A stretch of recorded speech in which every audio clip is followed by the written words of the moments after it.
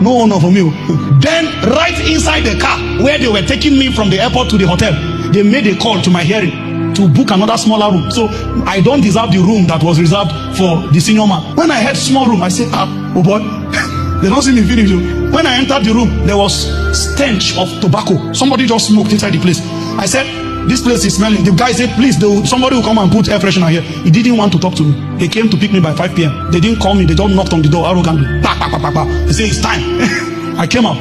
Meanwhile, he has kept me in the wilderness for long. For a long time, I've been preaching to people. I've been preparing as though I'm talking to the world. Sometimes what we had was a plastic table that was the pulpit. We will come with our jotter, put on the plastic table, and be sharing with vigor as though we are speaking to the world. Some of you, one meeting is all God calculated into the plan for your change of season.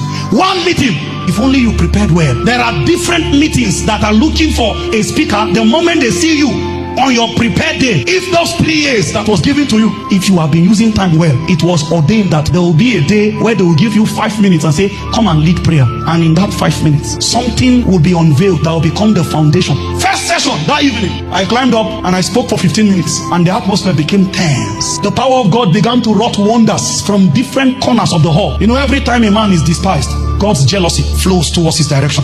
The Spirit of God took hold of my vocal cord. Then I began to speak in wisdom that is not my normal. I knew that utterance was supplied. Then the elders that sat at the front row, they wrote a note quickly and came to put on the pulpit. Sir, you can stay for extra 30 minutes. These are the people that said my meeting is 45 minutes. You know what? I did not add the 30 minutes. I came down like that. Then I'll say, you know what? Help us call Apostle. Let him not come for the next day. Since you have started, just finish it. The next year after that year, when they hosted that same conference, guess who they looked for?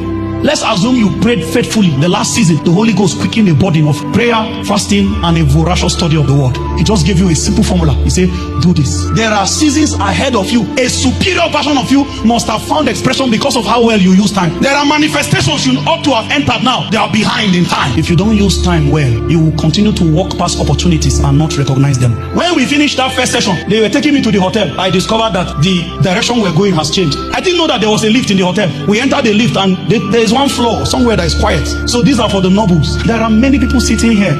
You continue to underperform at every level. Even the certificate in your hand is not a true reflection of your capacity. You knew that if you gave more time to what you needed to do, you are better than this. This is how Satan wants you at every level. Continue to recycle mediocrity because you don't use time well. Chronos time is moving, no transformation. Physical age is accruing. That's all you have. But nothing becomes from you as a product of a proper use of time. You are 30 by chronological time.